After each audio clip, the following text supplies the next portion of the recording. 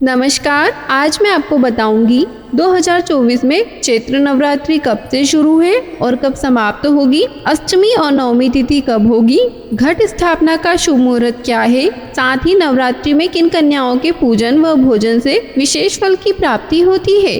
तो आइए शुरू करते हैं। संपूर्ण प्राणियों के लिए शरद और वसंत ऋतु यमदृष्ट नाम से जानी जाती है, क्योंकि यह दोनों ही ऋतुओं में जगत के प्राणियों को महान कष्ट होता है। यह ऋतुएं मनुष्य को रोगी बनाती है, इसलिए इन ऋतुओं में माँ भगवती की पूजा की जाती है। चैत्र नवरात्रि शुक्ल पक्ष प्रतिपदा तिथि से आरंभ होती है। चैत्र नवरात्रि में माता के 9 अलग अलग रूपों का पूजन किया जाता है।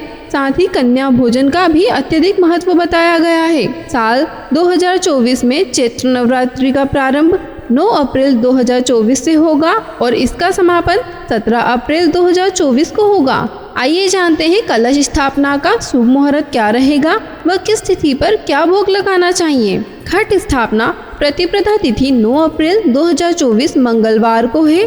घट स्थापना मुहूर्त प्रातः 9:13 से 1:55 तक रहेगा। इस दिन सर्वार्थ सिद्धि योग भी है, जो प्रातः 8 बजे से प्रारंभ होगा। साथ ही इस दिन माँ शैलपुत्री की पूजा की जाती है। गाय के घी व केले का भोग लगाएं, जिससे आरोग्यता प्राप्त होती है। द्वितीया तिथि 10 अप्रैल 2024 बुधवार को है। इस दिन माँ ब्रह्मचारी की पूजा करनी चाहिए। साथ ही शक्कर व मक्खन का भोग लगाना चाहिए, इससे दीर्घायु प्राप्त होती है। तृतीया तिथि 11 अप्रैल 2024 गुरुवार को है।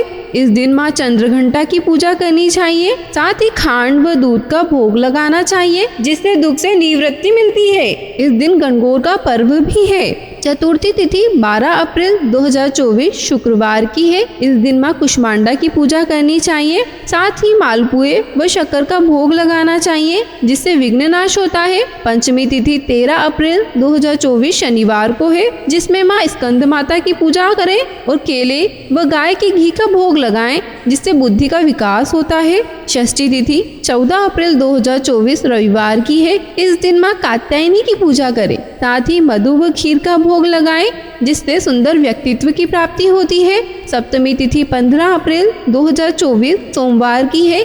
इस दिन माँ कालरात्रि की पूजा करनी चाहिए और गुड़ व दूध का भोग लगाना चाहिए, जिससे शोक से मुक्ति प्राप्त होती है।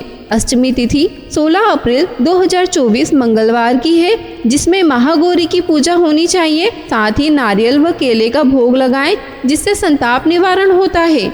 नवमी तिथि 17 अप्रैल 2024 बुधवार की है। इस दिन माँ सिद्धिदात्री की पूजा करें। इस दिन मक्खन व धान के लावे का नैवेद्य लगाएं, जिससे उभय सुख की प्राप्ति होती है। नवरात्रि में कन्याओं के पूजन व भोजन कराने से विशेष फल की प्राप्ति होती है। नवरात्रि के पहले दिन 1 कन्या की पूजन करें, दूसरे दिन 2 कन्या की पूजन करें, फिर प्रतिदिन 1-1 कन्या बढ़ाते जाएं। इस प्रकार 9वें दिन 9 कन्याओं का पूजन करें।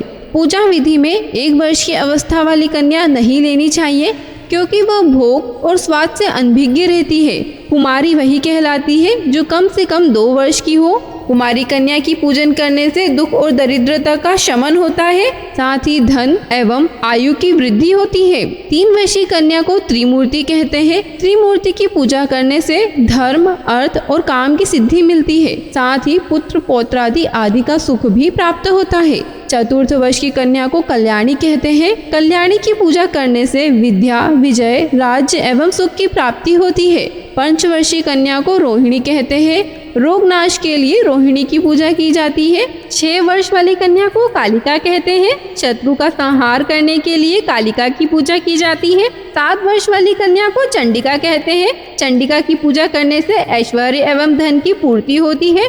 8 वर्ष वाली को शांभवी कहते हैं। दुख और दरिद्रता दूर करने के लिए, साथ ही संग्राम में विजय प्राप्ति के लिए शांभवी की पूजा की जाती है। 9 वर्ष वाली कन्या को दुर्गा कहते हैं। किसी कठिन कार्य को सिद्ध करते समय अथवा यदि दूसरे शत्रु का शमन करना हो तो भगवती दुर्गा की पूजा की जाती है। 10 वर्ष वाली कन्या को सुभद्रा कहा गया है। किसी भी मनोरथ की सफलता के लिए सुभद्रा की पूजा की जाती है। उससे ऊपर की कन्या की पूजन नहीं करना चाहिए। आज का हमारा वीडियो यही समाप्त होता है। अगर आपको हमारा वीडियो पसंद आया है तो हमारे चैनल को लाइक और सब्सक्राइब करना ना भूलें। जय माता दी।